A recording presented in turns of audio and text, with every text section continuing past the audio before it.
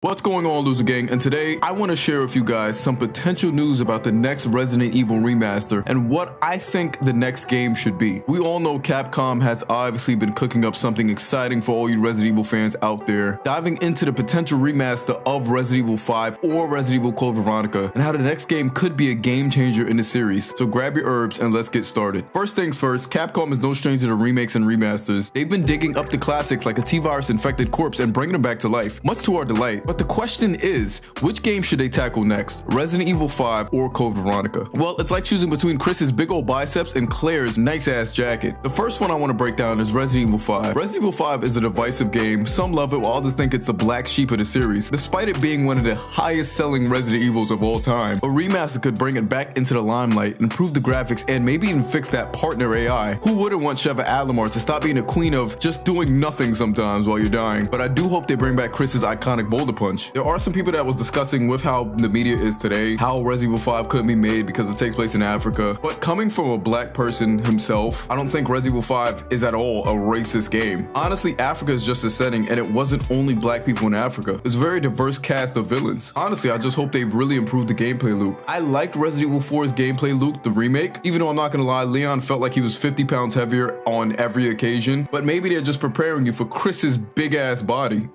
And since Wesker is in RE4 Mercenaries, showing off some of his gameplay, I could really see the Resident Evil 5 thriving with these new improved characters, and I would love to see how the new characters would look in the remake universe, especially Sheva, because I'm not gonna lie, I have a crush on Sheva. They can probably improve on features within the first village you go to, make it more lived in instead of just a backdrop for the next chapter, improve some of the enemy AI, and me personally, I would really like to see them delve more into the horror. RE5, the original, was more action-based, so I think an RE5 remake that delves into like horror and tribalism that happens within African culture would be really cool. And also, if people are concerned about the racist element in RE5, the story could always fit more of an allegorical tone. Like say Wesker coming over and kind of gentrifying and colonizing this African village. Maybe have Sheva make a few comments and remarks about how he's doing this to the poor Africans who didn't really have any defense mechanisms against him. Because to be fair, him showing up and then infecting that poor African village, a village that nobody would even blink if it disappeared, could be a real metaphor for something. But honestly, that allegory has always existed for me in RE5. What do you guys think though? On the other hand, Code Veronica is a cult classic. Even though it was kind of hated on when it first came out, playing it today, I realized this game is pretty good. It's a game that never quite got the attention it deserved. A remaster would be the golden opportunity to reintroduce Claire and Steve to a new generation while fixing some of those awkward voice lines. Don't shoot!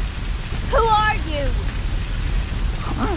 And with Code Veronica, we've also seen a bit of the AI system that can be implemented within Code Veronica or RE5 during those brief interactions where you played with Luis and possibly Ashley. You kind of see how the AI companions can really help you if there's nobody playing with you. And the reason why I think Code Veronica should be the next remake is it perfectly sets up Chris and Wesker's rivalry. If you remember in Code Veronica, Wesker kind of kicked Chris' ass, which led to Chris training very hard. So the next time he encountered Wesker, he'd fare more of a chance. Having Code Veronica be the basis for RE5 is an important decision, and I think it's the smartest because it also sets up each character and gives us insight on what Claire has been doing with her life after the events of RE2. Let's be honest, a lot of Resident Evil fans probably don't really know the lore that well, especially Chris and Wesker's rivalry. You only really see it in RE5, so just jumping into it, it could be coming out of left field or out of context. But RE Code Veronica sets the stage for everything. Now here's the kicker. This remaster isn't just about nostalgia. Capcom has a bigger plan in mind. They're setting the stage for the future of the franchise. But a new version of these games could be Capcom's chance to clean up the story and retcon some of those questionable plot elements. Like maybe they can finally explain why Wesker thought wearing sunglasses in dark places was a good idea, or how Claire always manages to find the most stylish jackets. In all seriousness, this remaster is an opportunity for Capcom to rewrite history, to make things make sense within the Resident Evil universe. They can connect the dots in a way that not only plays homage to the past, but also sets up the stage for the future. So fellow survivors, whether it's RE5 or Code Veronica, we're in for some exciting times in the Resident Evil universe. A remaster isn't just about graphics and nostalgia, it's about paving the way for what comes next. Capcom is reimagining the classics and retconning the past to make the future even scarier. Get ready for a whole new chapter in this iconic franchise. Stay tuned, stay safe, and remember to conserve those green herbs.